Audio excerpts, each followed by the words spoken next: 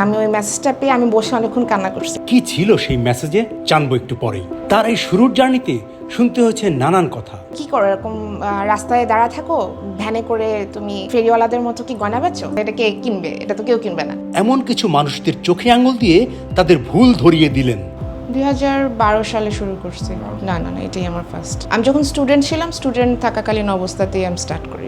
আমার দেশের বাড়ি হচ্ছে সিরাজগঞ্জে। তো সিরাজগঞ্জে হচ্ছে প্রচুর শাড়ি হতো। শাড়ি থেকে মানে আমি ছোটবেলা থেকেই প্রত্যেক বছরেই যেতাম বা আমার সাথে আমাদের দেশের বাড়িতে। সবসময় আমি দেখে আসছি যে প্রচুর শাড়ি হয়, তাঁতিরা শাড়ি বানাচ্ছে। আমাদের প্রত্যেকটা ঘরের সাথে সাথে তাঁত ঘর। তো ওইটা আমার কাছে খুবই নর্মাল লাগতো যে তাঁত ঘরে শাড়ি তো হবেই, এটাই সবাই করতেছে। তো আমি যখন ব্র্যাকে ছিলাম তখন প্রায় 4th ইয়ারের দিকে আমার এক কাজিনের বিয়ে হয়। তো তখন হচ্ছে আমার সব ফ্রেন্ডরা আমাদের গ্রামের বাড়িতে যেতে চায় যে ওরা একটা গ্রামের বাড়ির বিয়ে দেখবে। তো তখন আমি আমার ফ্রেন্ড সবাইকে নিয়ে যাই। তো ওরা যাওয়ার পরে আমাদের ঠিক বাড়িতে যখন ঢুকে, আমাদের গ্রামে যখন মেনলি ঢুকা শুরু করে, তখন এই তাঁত ঘরের যে টাক টাক টাক টাক একটা সাউন্ড, ওই সাউন্ডটা দেখে ওরা খুব অবাক হয়ে যায় যে এটা কিসের সাউন্ড, কি হচ্ছে। তখন আমি ওদেরকে এক্সপ্লেন করলাম যেরকম তাঁত ঘর শাড়ি হচ্ছে। তখন ওরা বলতেছিল যে আমরা শাড়ি দেখবো। তো আমি ওদেরকে সব 5+ স্টার রেটিং প্রাপ্ত দেশের সর্বোচ্চ বিদ্যুৎ সাশ্রয়ী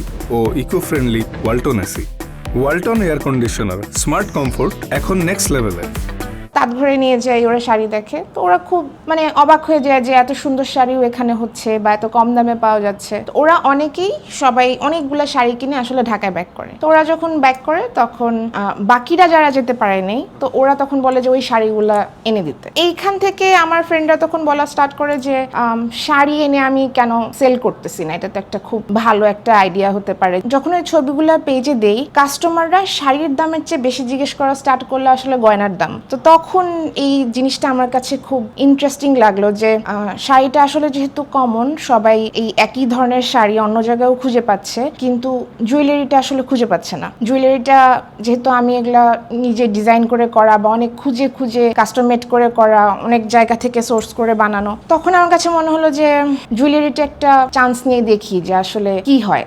তখন যেটা হলো যে ওই জুয়েলারির ছবি কয়েকটা দেওয়ার পরপরই আমার পেজে যে পরিমাণ ইনকোয়ারি আসা শুরু হলো, ওইটা আমার ডিল করতে কষ্ট হয়ে যাচ্ছিল। কিন্তু আমার আসলে জুয়েলারিগুলো দেওয়ার ওরকম প্রিপারেশনও ছিল না যে আমি ওই জুয়েলারিগুলো কোন বক্সে দিব, কিভাবে ডেলিভারি হবে, এগুলাও আমি আসলে তখনও চিন্তা করে সেরে উঠতে পারিনি। আস্তে আস্তে দেখা গেছে যে আমার প্রথম যে জুয়েলারি নিচ্ছিল আমার কাছে, আমি ওনাকে একটা খামের মধ্যে আমার কানের দুলগুলো দিয়ে আমি ওনাকে খুব সরি বলছি যে আপু খুবই সরি, আমি আসলে রেডি ছিলাম না, কিন্তু আমি প্রমিস করতেছি আমি এটা খুব ভালো একটা প্যাকেজিং এ খুব সুন্দর করে আমি ডেলিভারি নেক্সট টাইম করব। তো তখন সে আপু বলছে যে তুমি পারবা, তুমি একটু সময় নাও, তুমি পারবা। তারপর থেকে ওই যে জুয়েলারিতে আমি কাজ করা শুরু করছি, ওইটা দিয়ে এখন 12 বছর চলতেছে।